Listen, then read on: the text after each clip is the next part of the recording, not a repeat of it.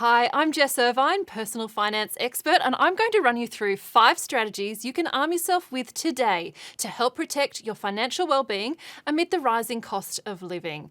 From reviewing major household bills to seeking support when you need it, we're going to explore ways you can feel more empowered and in control of your money, starting today. Now, keep in mind if you are really struggling, a separate discussion is available to watch, and I'll have more information on that at the end of this video, so stay tuned. But first, I want to help you understand a little bit better what exactly is going on with rising prices and why the Reserve Bank is doing what it's doing to try to cool inflation. And to help do this, I want to take you back in time to the not so distant past. So the year is 2021 and Australians are finally being released from COVID lockdowns, and everyone is really looking forward to things getting back to normal. Then Russia invades the Ukraine, sending global commodity prices surging, including the price of petrol, fertiliser and wheat. Petrol prices topped $2 a litre at the pump, and next major floods hit the eastern coast of Australia, destroying lives, homes and crops. Suddenly lettuce costs $12 and we're all starting to feel pretty nervous. Fast forward to 2022 and the Reserve Bank starts what will be its most aggressive campaign of interest rate hikes in generations. So it's all pretty overwhelming, right? And if you feel pretty stressed listening to all that, you are not alone. So what is going on? Well, look, it is a basic rule of economics that the price of anything goes up when there's an increase in demand for it relative to supply. We've just seen how COVID, then the war in the Ukraine, then floods kick-started shortages across the global economy. Meanwhile, on the demand side, household incomes had actually been buoyed to a large degree by government support during COVID, along with ultra-low interest rates and a near 50-year low in joblessness. So higher demand chasing a lower supply of goods, well, that is a recipe for inflation. And it is the job of the Reserve Bank to keep inflation within a target band of between 2 to 3% on average over time. So, how do higher interest rates work to cool inflation? Well, higher interest rates actually help to cool inflation across the economy via 4 main channels, also known as the transmission mechanisms of monetary policy, but I will spare you the jargon and break it down for you in more simple terms than that. So, first, there is the saving and investment channel. Essentially, higher interest rates increase the appeal of saving money relative to spending it, even for people with no debts. Second, there is, of course, the most obvious channel, which is the cash flow channel, and that is when higher interest rates make households with debts have less spare cash flow in their budgets after interest costs to spend. That reduces demand for other goods and services in the economy relative to supply, helping to bring those better into balance. The third way that higher interest rates help to cool inflation is via the asset prices and wealth channel. So when interest rates rise, this generally has a negative effect on the valuation of assets like property and shares, which means that households just don't feel as wealthy, so they also spend less, reducing demand in the economy. And finally, there is the exchange rate channel. So higher interest rates increase demand for the Australian dollar relative to other currencies, which pushes up its relative value and means that imports here are less expensive for Aussies to buy than otherwise. That also helps to cool inflation. So the Reserve Bank does in fact have a multifaceted plan to help cool cost of living pressures. It is supposed to be relatively short-term pain for the longer-term gain of bringing those cost pressures to heel. Now, will it work? Only time will tell, of course. The Reserve Bank certainly does have a very fine path to tread here between crunching the economy too much and causing a recession, or letting price rises continue to gain momentum. But the signs are positive, with inflation having now peaked and Australia's jobless rate remaining at a near half-century low.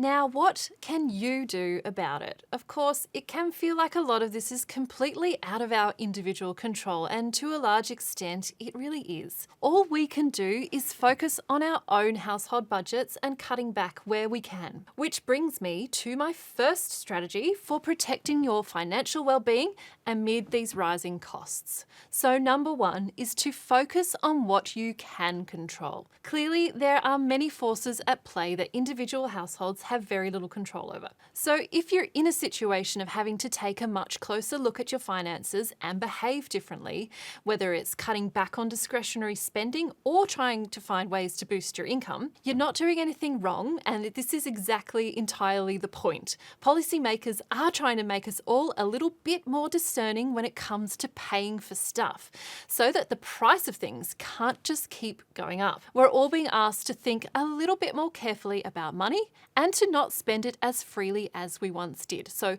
you're definitely not alone in this, and now really is the time for us all to focus not on the headlines, but what is within the realm of your direct control. Which brings me to my second strategy, which is to track your spending. Now really is the time to get on top of your household budget, including what you have coming in the door and what is going out via spending.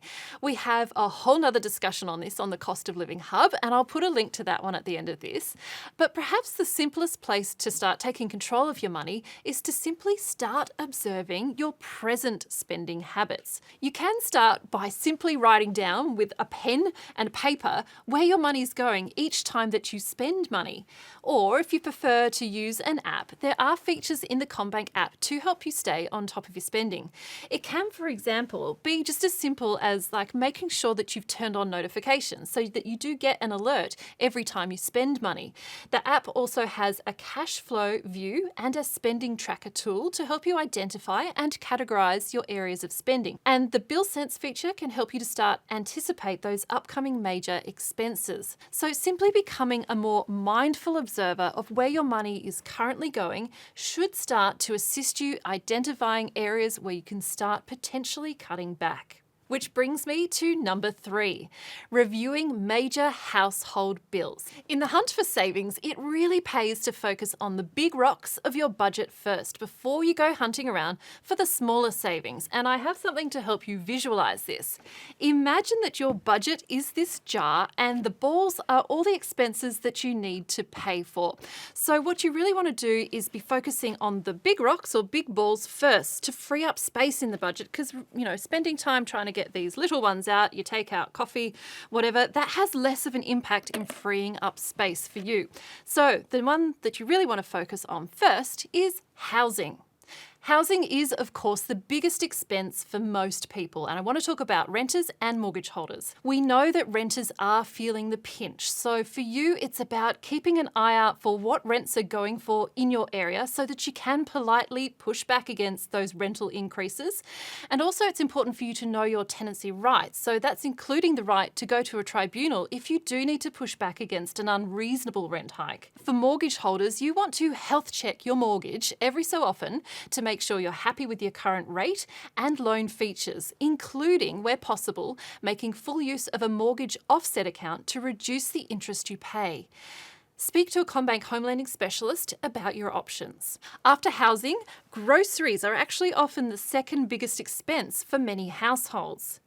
When it comes to food, the little things really do add up. So it's things like taking a list when you're shopping, comparing the prices per unit, looking out for half-price specials, and just making the most of your freezer to avoid food wastage. All those little things really do add up. I also reckon keeping on hand some frozen or ready meals can be a really great idea because it just avoids the temptation to order out on those busy nights. Transport is also a major cost for many families. So here I really recommend using petrol price comparison apps, including the Fuel Finder in the Commbank app, because you can find savings of up to about 40 cents per litre when you're filling up. Utilities are also a major cost, and we know that energy bills have been a particular pain point for many recently, with price hikes in the double digits. So sites like the federal government's Energy Made Easy and the Victorian government's Victorian Energy Compare are a great place to start searching for cheaper energy providers. Now keep in mind that Commbank customers are also eligible to access exclusive deals on green energy and phone and internet plans, so do check out the app. Now finally, insurance.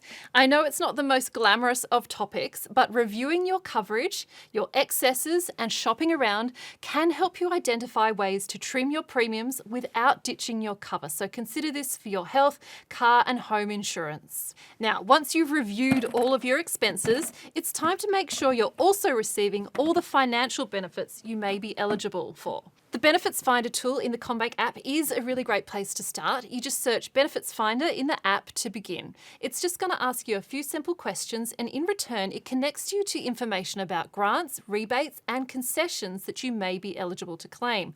And that's going to put more money back in your household budget. Small business owners can also use the Benefits Finder to identify specialised support for them. So number 5 is talk to someone who can help. It is totally normal to feel a bit overwhelmed if you're struggling to make ends meet, and the best thing you can do is to reach out for support as early as you can. Commbank customers experiencing difficulty can call us on 13 30 95 to discuss your options, which could include altering loan repayments, loan terms, or other tailored support. You can also just reach out via our branch network or message via the app. Now, if you think you may benefit from financial counselling, every Australian needing support with their money can also call the National Debt Helpline on 1800 007 007, and that connects you to an Australia-wide network of free financial counsellors. So I do really encourage you to reach out for that support if you need it. So to recap, my 5 ways to combat cost of living and take back control of your finances: focusing on things you can control, familiarising yourself with your spending, reviewing major household bills, finding those benefits that you are entitled to, and seeking support. The cost of living is a challenge, but I hope I've been able to provide you there with an understanding of what's going on and why, and some strategies you can try to help you stay ahead of those rising costs. For more tools and resources to help you manage your money, search cost of living on our website.